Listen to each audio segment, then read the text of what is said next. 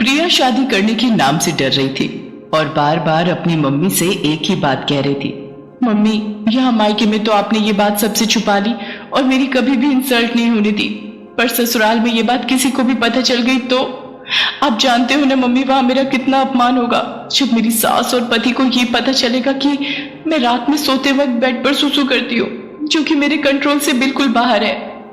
प्रिया बेटा, मैंने तेरी दवाइयां सूटकेस में रख दी है, तूने समय पर लेती रहना। तू घबरा मत, डॉक्टर ने भी तो यही बोला है ना कि तुम्हें तनाव बिल्कुल भी नहीं लेना है और रात को सोने से पहले सुसु करके सोना, तो तुम्हें ही परेशानी नहीं होगी। अपने खाने पीने का ध्यान रखना और सोते समय अपने मोबाइल में आधी रात का अलार्म भी लगा लेना, जैसे यहाँ लगाकर सोती हो। प्रिया उस वक्त माँ की बात को सुन लेती है, पर उसके मन में इस बात को लेकर बहुत डर और घबराहट पैदा हो रही थी। कुछ दिनों बाद प्रिया की शादी हो जाती है और वो अपने ससुराल आ जाती है। कुछ दिन तक प्रिया अपने फोन में अलार्म लगाकर सोती है तो सब कुछ ठीक चल रहा था, पर एक दिन प्रिया, अचानक मुझे ऑफिस के काम से बाहर जाना पड़ रहा है, पर मैं 2 दिन में वापस आ जाऊंगा। तुम इस बात को लेकर मेरे से नाराज तो नहीं होना?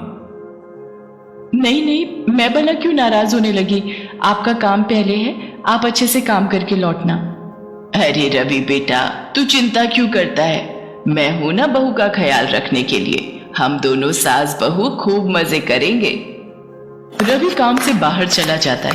उसी रात, प्रिया बेटा ये देख, मैंने हम दोनों के लिए कितनी बढ़िया वाली आइसक्रीम मंगवाई है, हम दोनों मिलकर खाते हैं। पर मैं तो आइसक्रीम खाती ही नहीं हूँ, क्योंकि ठंडी चीजें खाने से मुझे और ज्यादा सुसु आता है। पर माँ जी को मना कैसे करूं, उन्हें बुरा लगेगा, मुझे आइसक्रीम खानी पड़ेगी। है ना कितनी बढ़िया वाली आइसक्रीम, हमारे यहाँ की मशहूर आइसक्रीम है। एक काम करो, जब तक रवि वापस नहीं लौटता हम दोनों सास बहू एक ही कमरे में सो जाती हैं, रात को सोते समय गप्पे मारेंगे।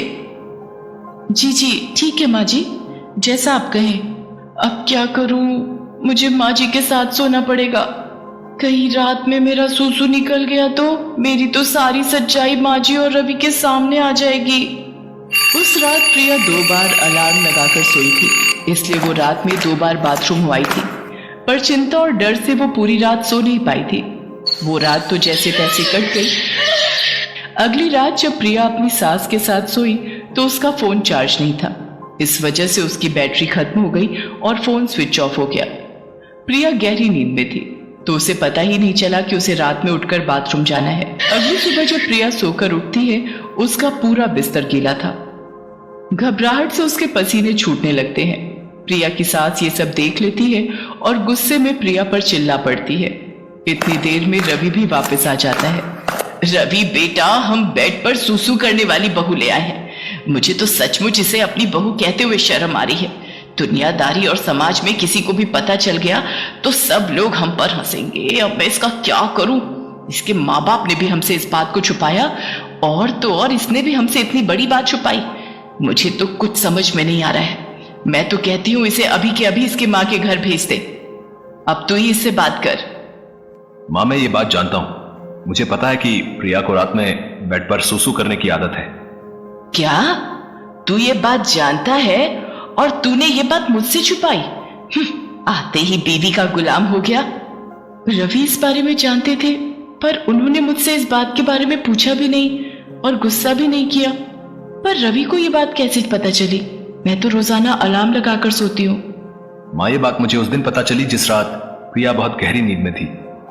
अलार्म मैंने ही बंद किया था। तब मैंने देखा प्रिया के आसपास बिस्तर गीला हो रहा था। मैं उसी वक्त समझ गया था। प्रिया, तुम्हें याद होगा जब उस दिन तुमने मेरे उठते से ही बेडशीट चेंज कर दी थी ताकि मुझे पता ना चले। माँ, प्रिया की नजर से सोचो, वो खुद इस आदत से कितनी शर्मसार होती होगी। शायद ये कई रातें सो भी नहीं पाई है। माँ, आप जानती हो इस आदत की सबसे बड़ी वजह तनाव है। आप तो खुद कहती हो किसी भी बीमारी की सबसे बड़ी वजह चिंता होती है।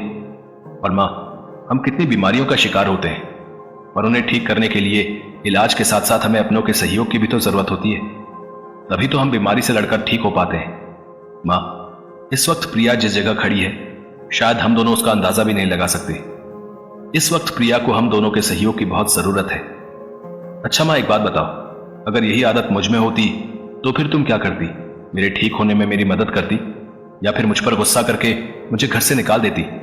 मां, अगर आप प्रिया को इस घर में नहीं रख सकती तो मैं प्रिया को लेकर कहीं और चला जाऊंगा। रवि की बातों को सुनकर प्रिया की आंखों में आंसू भर आते हैं और वो रो पड़ती है। सचमुच रवि एक अच्छा पति होने के साथ साथ एक अच्छा इंसान भी था। मुझे माफ कर दे बेटा, तू ये घर छोड़कर चला जाएगा तो मैं किसके सहारे रहूंगी? मुझसे बहुत बड़ी गलती हो गई प्रिया बहू, मुझे माफ कर दो। मुझे तुम्हें समझना चाहिए था, ना कि तुम्हारी कमी को ढूंढना चाहिए था। एक माँ होकर भी मैं तुम्हारी परेशानी को समझ नहीं पाई। नहीं माँ जी, आप मेरी माँ हो और माँ कभी अपने बच्चों से माफी नहीं मांगती। मैं सचमुच कितनी भाग्यशाली हूँ जो मुझे पति के रूप में रवि और माँ के रूप में आप मिले। प्रिया अपनी सास के गले लग जाती है। ये देखकर रवि भी बहुत खुश होता है। प्रिया अब रात में तरल पदार्थ ज्यादा नहीं लेती थी और समय पर सोती थी। प्रिया रात में कभी अलार्म से ना उठ पाए तो रवि उसे उठा देता था ताकि प्रिया को रात में कोई परेशानी ना हो।